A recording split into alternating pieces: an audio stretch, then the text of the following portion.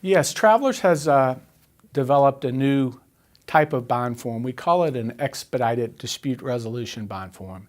And we did it specifically for the public-private partnership space at first. And the reason was we were getting feedback from some of the stakeholders in that transaction, new stakeholders to the construction industry such as the rating agencies. Lenders and financiers were directly involved in projects, more so than ever before. And they had some reservations about the traditional surety bond product. So one of those reservations was the time certainty of a response. So a big element in this product was to give the rating agencies a time certainty element as to how quickly a surety would respond to the initial claim and when a final resolution could be reached. It differs from a traditional performance bond in a couple of key areas. The biggest difference is we have negotiated an arbitration provision within the bond form with JAMS, which is it's an internationally recognized arbitration group. And in the event the parties are not satisfied with the initial decision of the surety, the dispute would go to this arbitration proceeding, and it would be resolved within a 30-day period, and everyone would agree to follow the arbitrator's decision. The arbitrator rules on three key areas. One, is the contractor in default under its contractual obligations that it signed with the owner? Two, has the owner materially fulfilled its obligations under that contract? And then three, is the surety liable under the bond?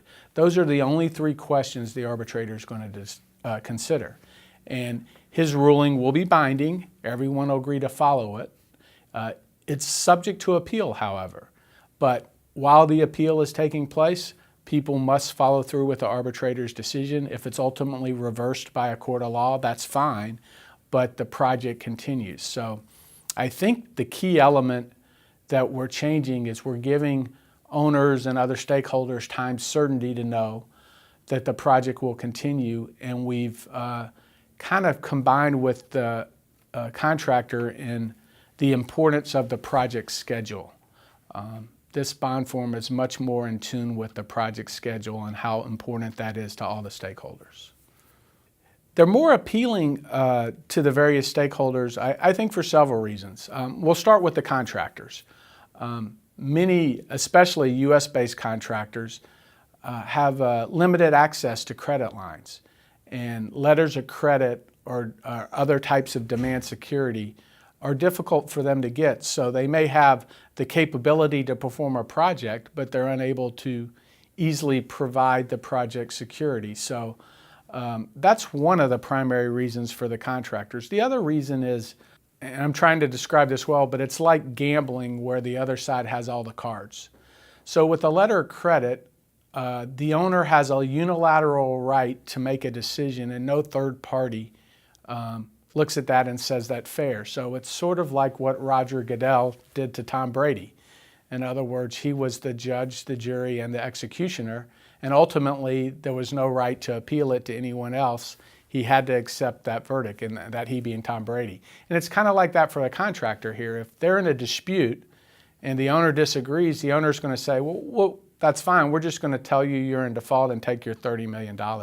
Our product allows for a more fair third-party review of that process, first with the surety and then with an arbitrator if the owner or the contractor is in a disagreement from our original decision. So it's just a little more fair and balanced, but we provide it in a time-certain manner. So that's for the contractors. Well, what's in it for the owners? Well, there's two types of owners in a public-private partnership. There's the public owner, which is the traditional state DOT or government, and their interests are very different than the investors and the lenders and the financiers. Their interest is providing a complete project for their constituents, their taxpayers, which a performance bond does better than a letter of credit. They want to make sure that all their citizens, their subcontractors, their laborers, any minority contractors, any small business enterprises, they're paid under the contract. Our bond form will do that a letter of credit may or may not do that depending on the amount. So I think from a political risk standpoint for public owners, having the surety product in place is a very good thing, and having a time-certain surety product in place is even better for them on these types of products. As for the rating agencies and the lenders, we've worked real hard with them to become more comfortable with our product. They have a very singular project focus when they look at these types of jobs. Our contractors, however, have multiple projects. Some of the larger ones do hundreds of projects. So no single project is probably going to be the deciding element as to whether they are able to perform or stay solvent. And that's where a surety has an advantage, because we work with our contractors on all projects, and we're aware way ahead of time if they're struggling, having financial issues, things that could affect the entire enterprise. And then we can step in and intervene ahead of schedule so that we can help maybe even avoid the project default altogether.